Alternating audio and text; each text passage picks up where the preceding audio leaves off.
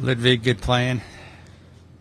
Can you take us through the illness? And you came out here and you got off to a good start at the Farmers, and then you had the illness come up, and obviously it affected you at Pebble Beach as well. Where are you in terms of 100%, and what did you do to get to 100%? Yeah, it was rough for a while. It started. Round 1 was fine, round 2 was fine, and then I sort of woke up in the middle of the night. I guess this must have been Friday night because we started Wednesday. Going into the 3rd round, and I started throwing up, and I started all these things, and it wasn't very enjoyable. And then it sort of was okay for a couple of days, and then at Pebble it kind of shifted to like feverish and almost like body aches and shivering, and first it got really hot and then I got really cold, and I lost about 8 pounds total in 2 days, so it's not the right way to lose weight. So it was nice to get a week off last week, and sort of just eat as much as I could, sort of get back to training as normal, working out as normal. So I'm still trying to build the weight up a little bit. I'm not quite where I started, say Wednesday at Farmers, so probably got a couple of pounds left to gain, but getting there. Was it just the flu, or I don't know. You don't know what it was? If I knew, I would tell you. My first initial reaction was food poisoning because it was sort of the timeline made sense, but then it kind of shifted to the feverish. So I don't know. It was all I know. It wasn't enjoyable, and I'm glad I'm over it. Where did you spend last week? At home in Florida.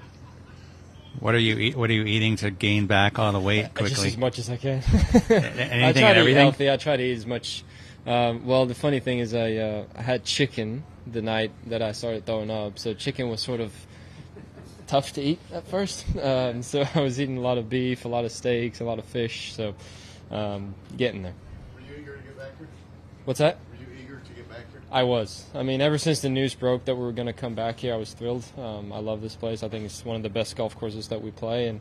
And yesterday was tough, but today was a lot more normal Tory Pines day, I think, with a west wind and the sunny sky. So really place to be here again. Yeah, it was still a little bit breezy, but can you think of an example of a club you hit today and compared with yesterday on like 5 or yeah, I guess. 5, I was sort of in the rough, but I hit a 9 iron. Yesterday I hit a 5.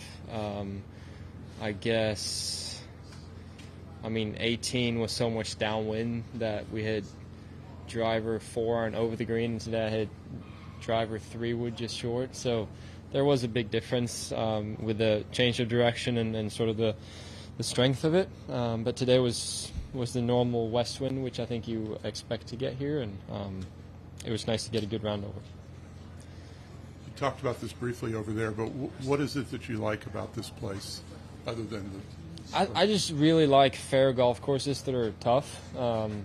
Tory Pines is right in front of you. You sort of know what to do. Your fairway is right here, and it's still hard. And the greens are, they're small, but they're if you're in the fairway, you can be quite aggressive. So thick rough. It's just a good golf course. It's challenging, but it's also very fair. Do you feel like it's a little more to your advantage in conditions like today?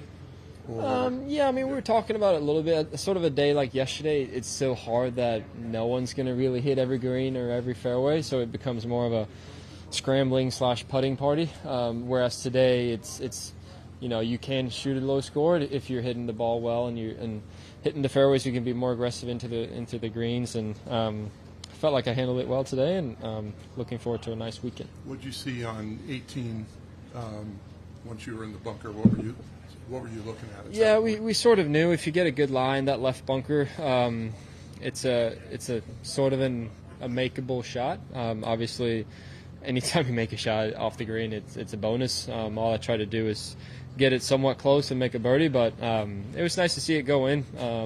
I have a little bet with my caddy Joe to see how many holdouts we can do this year, so that was one for the count.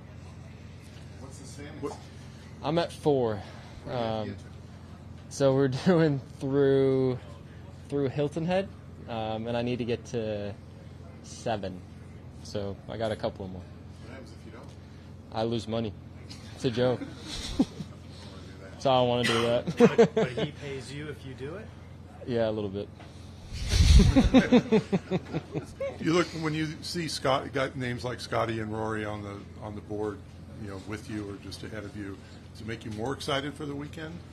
Yeah, I mean, I think at this point we all expect them to be there. We know they're both playing very well, and it doesn't really change the way that I try to go about my business. But yeah, obviously when those guys are at their best, it's hard to beat, but it's also very encouraging to sort of try to keep up, I guess. But yeah, we'll see. We got a nice weekend of golf ahead of us, and see what we can do. Thanks, Lou.